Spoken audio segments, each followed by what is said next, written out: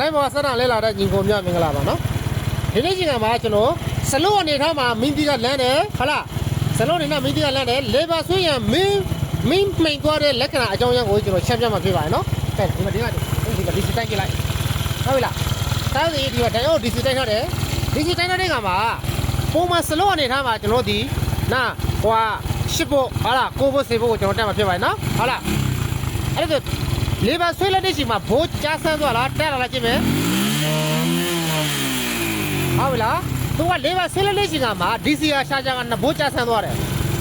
ဟုတ်ပြီလားဒီနှစ်ဘိုးကြားဆန်းသွားတဲ့ကျေးဇူးအပြည့်ဒီဆရာတို့ဒီမိဘဆရာဒီလေဘာဆွေးရဲ့လမ်းပါလားလေဘာဆွေးရဲ့ကြားမလားဆိုတာကိုအတူကြည့်အောင်လားဒီကတိဒီဘက်တွန်းလာဟုတ်ပြီဒါတော့ကျွန်တော်စလုံးအနေနဲ့မှာမင်းသီးဒီပုံမှန်လမ်းနေတဲ့မင်းသီးအနေတော့ဖြစ်ပါတယ်နော်ဟုတ်ပြီဒီမှာတခါလေးတွေ့ပြမယ်နော်နိုင်ဖို့ရှိမှမင်းကြီးကပုံမှန်လမ်းနေတယ်အဲလေဘာဆွေးလိုက်တဲ့ရှိမှ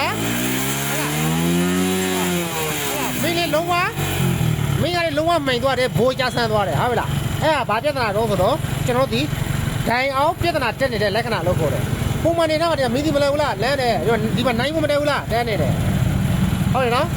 အဲ့တော့မင်းကြီးဆိုတော့အကျိုးတရားကိုကြည့်တော့အကြောင်းတရားကိုဒိုင်အောင်ပြဿနာတက်မိထွက်အမှန်မှန်ဘူးဆိုမသိနိုင်ဘူးလားမင်းဒီတလုံးကိုလေဘာဆွေးလိုက်လို့မင်းဒီကညှိဆန်းသွားတယ်ဆိုရင်ဒိုင်အောင်ကဘိုးလုံးဝကြားဆန်းသွားတယ်လို့မသိဘူးလား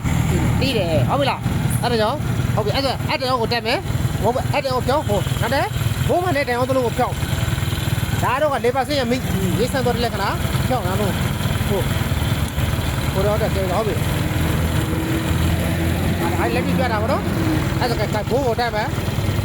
ဘိုးတက်မယ်ဒါနောက်တစ်လုံးပေါ့နော်ဟုတ်ပြီကဲ